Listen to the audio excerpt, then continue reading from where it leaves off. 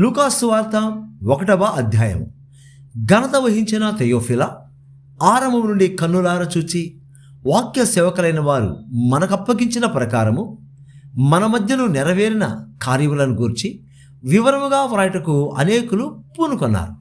గనుక నీకు ఉపదేశింపబడిన సంగతులు నిత్యముగా జరిగినవని నీవు తెలుసుకొనుటకు వాటినన్నిటినీ మొదట నుండి తరచి పరిష్కారముగా తెలుసుకొని ఉన్న నేనును నీ పేరట వాటిని గురించి వరుసగా రచించుట యుక్తమని ఎంచితిని.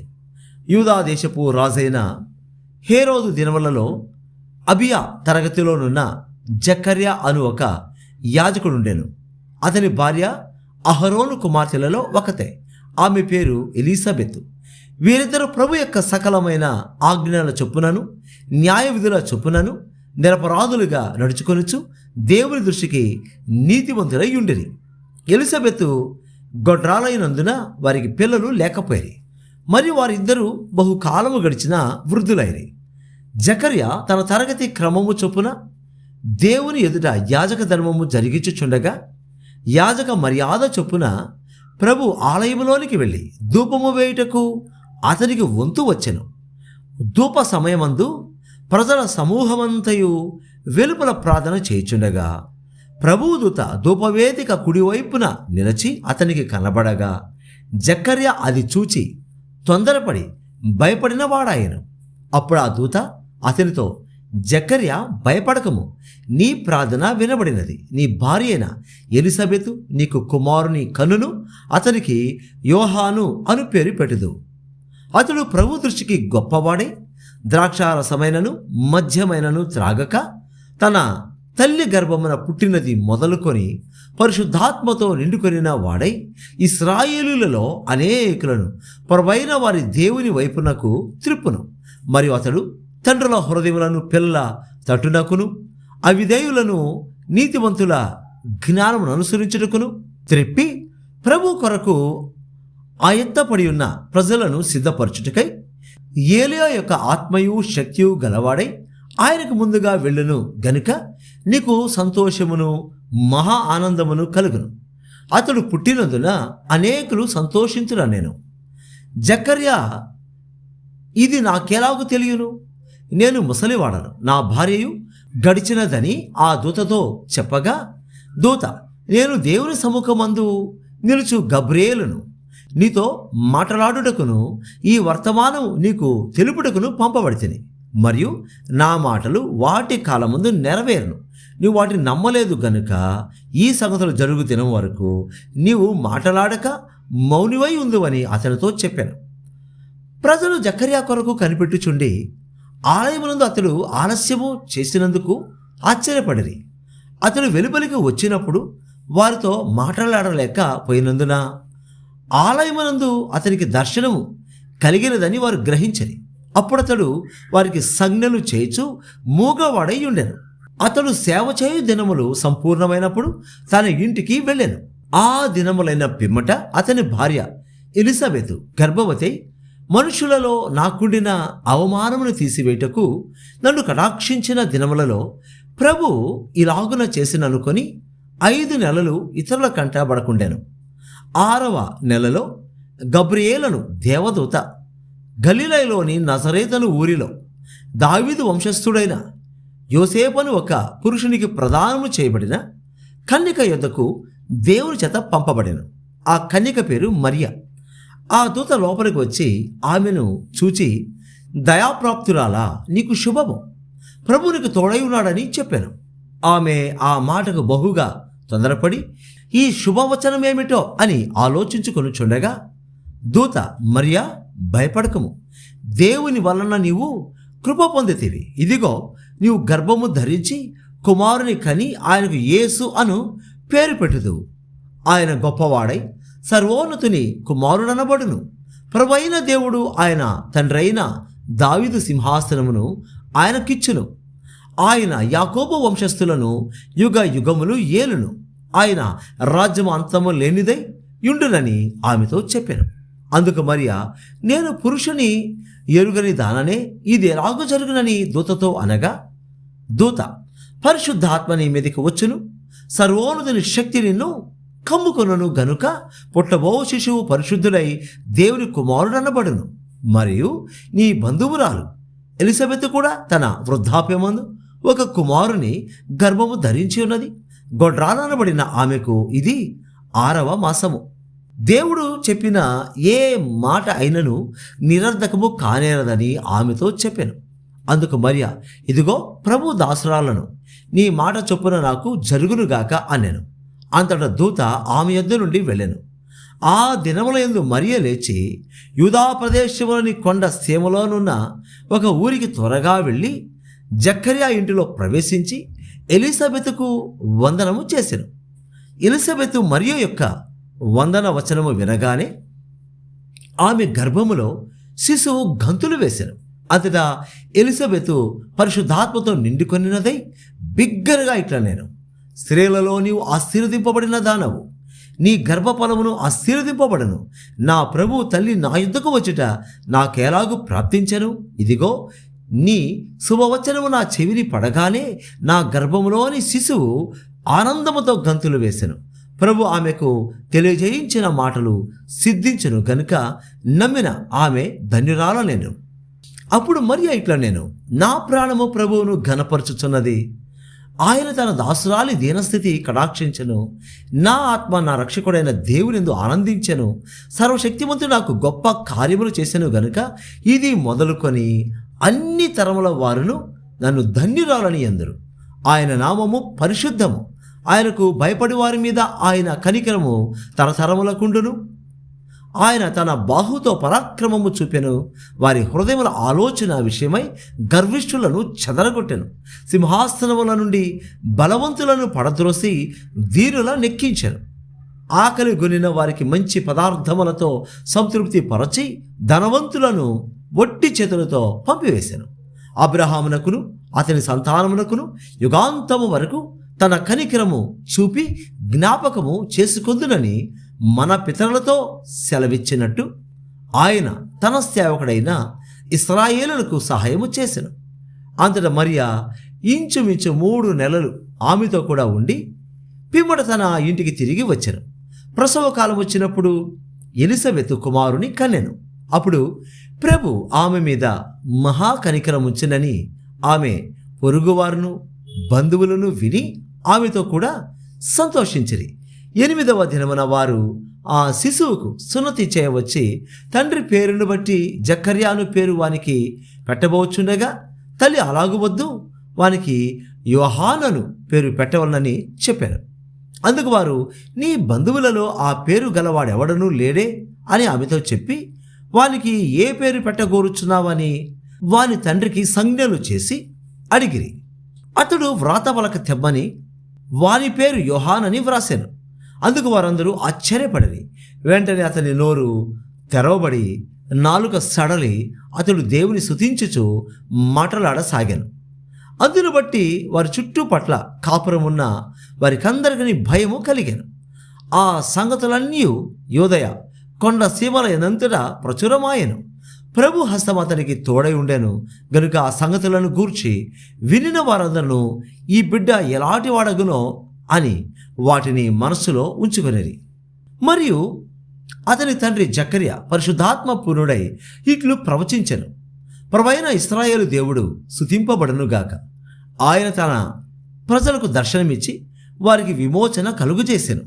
తన సేవకుడైన దావీదు వంశమునందు మన కొరకు రక్షణ శృంగమును అనగా మన శత్రువుల నుండి మనలను ద్వేషించు వారందరి చేతి నుండి తప్పించి రక్షణ కలుగజేసెను.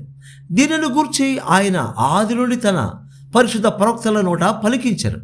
ఆయన మన పితరులను కరుణించుటకును తన పరిశుద్ధ నిబంధనను అనగా మన తండ్రి అయిన అబ్రహాముతో తాను చేసిన ప్రమాణమును జ్ఞాపకము చేసుకొనుటకును మనము శత్రువుల చేతి నుండి విడిపింపబడి మన జీవిత కాలమంతయు నిర్భయులమై ఆయన సన్నిధిని పరిశుద్ధముగాను నీతిగాను ఆయనను సేవింపను అనుగ్రహించుటకును ఈ రక్షణ కలుగజేసెను. మరియు ఓ శిశువా, నీవు సర్వోన్నతిని ప్రవక్తవనబడదు. మన దేవుని మహావాత్సల్యమును బట్టి వారి పాపములను క్షమించడం వలన తన ప్రజలకు రక్షణ జ్ఞానము ఆయన అనుగ్రహించినట్లు ఆయన మార్గములను సిద్ధపరచుటకై నీవు ప్రభువునకు ముందుగా నడుతూ మన పాదములను సమాధాన మార్గములోకి నడిపించినట్లు చీకటిలోను మరణ ఛాయలోను కూర్చుండు వారికి వెలుగిచ్చుటకై ఆ మహావాత్సల్యమును బట్టి పైనుండి ఆయన మనకు అరుణోదయ దర్శనం అనుగ్రహించెను. లూకాసు వార్త 2వ అధ్యాయము. ఆ దినములలో సర్వలోకమునకు ప్రజాసంఖ్య వ్రాయవలనని కైసరు ఐగుస్తు వలన ఆజ్ఞ ఆయన. ఇది కురేనియు సిరియా దేశమునకు అధిపతి అయి ఉన్నప్పుడు జరిగిన మొదటి ప్రజాసంఖ్య. అందరూ ఆ సంఖ్యలో వ్రాయబడుటకు తమ తమ పట్టణములకు వెళ్ళిరి. యోసేపు దావీదు వంశములోను గోత్రములోను పుట్టినవాడు గనుక తనకు భారీగా ప్రదానము చేయబడి గర్భవతి అయి ఉండిన మరియతో కూడా ఆ సంఖ్యలో వ్రాయబడుటకు గలిలయలోని నజరేతు నుండి యూదయలోని బెత్లెహేమనబడిన దావీదు ఊరికి వెళ్ళెను. వారక్కడ ఉన్నప్పుడు ఆమె ప్రసవ దినములు నిండెను గనుక తన తొలిచూలు కుమారుని కని పొత్తి గుడ్డలతో చుట్టి సత్రములో వారికి స్థలములు లేనందున ఆయనను పశువుల తొట్టిలో పరుండబెట్టెను. ఆ దేశంలో కొందరు గొర్రెల కాపరులు పొలములో ఉండి రాత్రి వేళ తమ మందను కాచుకొని చుండగా ప్రభుదూత వారి వద్దకు వచ్చి నిలిచెను.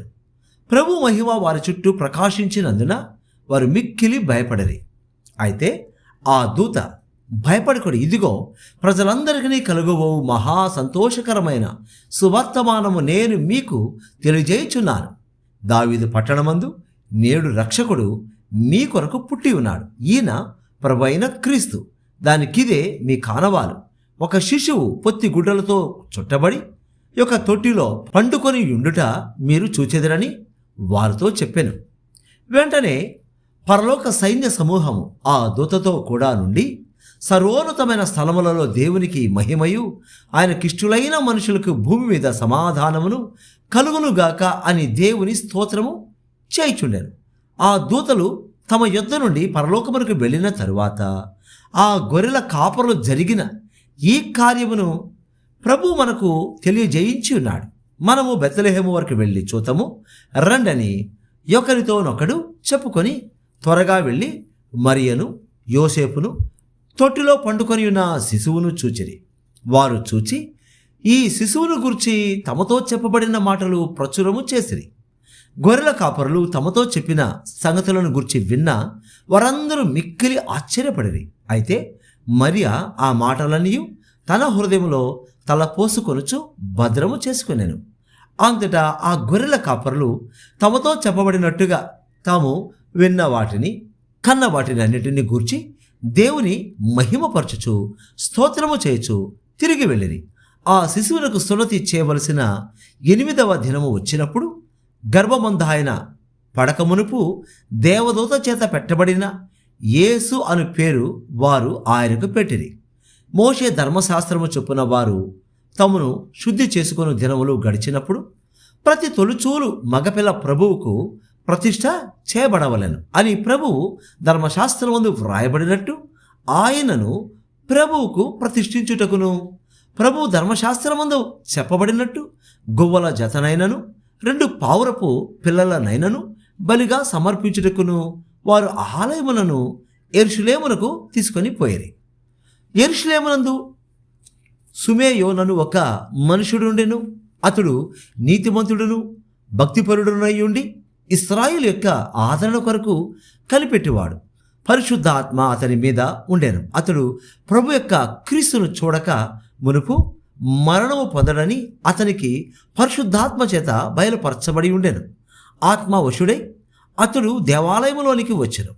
అంతటా ధర్మశాస్త్ర పద్ధతి చొప్పున ఆయన విషయమై జరిగించుటకు తల్లిదండ్రులు శిశువైన యేసును దేవాలయంలోనికి తీసుకొని వచ్చినప్పుడు అతడు తన చేతులలో ఆయనను ఎత్తుకొని దేవుని స్తుతించుచు ఇట్లా నేను నాదా, ఇప్పుడు నీ మాట చొప్పున సమాధానముతో నీ దాసుని పోనిచుచున్నావు.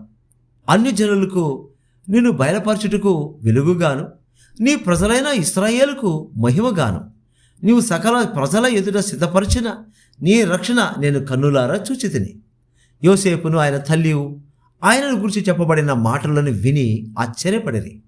సుమేయోను వారిని దీవించి, ఇదిగో అనేక హృదయాలోచనలు బయలుపడినట్లు ఇశ్రాయేలులో అనేకులు పడుటకును తిరిగి లేచుటకును వివాదాస్పదమైన గుర్తుగా ఈయన నియమింపబడి ఉన్నాడు. మరియు నీ హృదయంలోనికి ఒక ఖడ్గము దూసుకొని పోవునని ఆయన తల్లి అయిన మరియతో చెప్పాను. మరియు ఆషేరు గోత్రికురాలును పనూయేలు కుమార్తెయునైన అన్న అను ఒక ప్రవక్తి ఉండెను. ఆమె కన్యాత్వము మొదలు 7 ఏళ్లు పెనిమిటితో సంసారము చేసి బహుకాలము గడిచినదై 84 సంవత్సరములు విధవరాలై ఉండి దేవాలయము విడువక ఉపవాస ప్రార్థనలతో రేయింబగళ్ళు సేవ చేయుచుండెను. ఆమె కూడా ఆ గడియలోనే లోపలికి వచ్చి దేవుని కొనియాడి యెరూషలేములో విమోచన కొరకు కనిపెట్టుచున్న వారందరితో ఆయనను గురించి మాట్లాడుచుండెను. అంతటి వారు ప్రభు ధర్మశాస్త్రం చొప్పున సమస్తము తీర్చిన పిమ్మట గలిలయలోని నజరేతును తమ ఊరికి తిరిగి వెళ్ళిరి. బాలుడు జ్ఞానంతో నిండుకొనుచు ఎదిగి బలము పొందుచుండెను. దేవుని దయ ఆయన మీద నుండెను. పస్కా పండుగప్పుడు ఆయన తల్లిదండ్రులు ఏటేటా యెరూషలేమునకు వెళ్ళుచుండువారు. ఆయన 12 ఏండ్ల వాడై ఉన్నప్పుడు ఆ పండుగ నాచరించుటకై వాడుక చొప్పున వారు యెరూషలేమునకు వెళ్ళిరి. ఆ దినములు తీరిన తరువాత వారు తిరిగి వెళ్ళుచుండగా బాలుడైన యేసు యెరూషలేములో నిలిచెను. ఆయన తల్లిదండ్రులు ఆ సంగతి ఎరుగక ఆయన సమూహములో ఉన్నాడని తలంచి యొక్క దిన ప్రయాణము సాగిపోయి తమ బంధువులలోనూ నెలవైన వారిలోనూ ఆయనను వెదకచుండరి. ఆయన కనబడనందున ఆయనను వెదకుచు యెరూషలేమునకు తిరిగి వచ్చిరి. 3 దినములైన తరువాత ఆయన దేవాలయంలో బోధకుల మధ్య కూర్చుండి వారి మాటలను ఆలకించుచు వారిని ప్రశ్నలు అడుగుచూ ఉండగా చూచిరి. ఆయన మాటలు వినిన వారందరూ ఆయన ప్రజ్ఞకును ప్రత్యుత్తరములకును విస్మయముందిరి. ఆయన తల్లిదండ్రులు ఆయనను చూచి మిక్కిలి ఆశ్చర్యపడిరి. ఆయన తల్లి, కుమారుడా, మమ్మను ఎందుకిలాగు చేసేదివి? ఇదిగో నీ తండ్రియు నేనును దుఃఖపడుచు నేను వెదకుచుంటిమని ఆయనతో చెప్పగా ఆయన, మీరేలా నన్ను వెదకుచుంటిరి? నేను నా తండ్రి పనుల మీద నుండవలనని మీరెరుగరా అని వారితో చెప్పాను. అయితే ఆయన తమతో చెప్పిన మాట వారు గ్రహింపలేదు. అంతటా ఆయన వారితో కూడా బయలుదేరి నజరేతునకు వచ్చి వారికి లోబడి ఉండెను. ఆయన తల్లి ఈ సంగతులన్నిటినీ తన హృదయంలో భద్రము చేసుకొనెను. యేసు జ్ఞానమందును వయస్సునందును దేవుని దయందును మనుషుల దయందును వర్ధిల్లుచుండెను.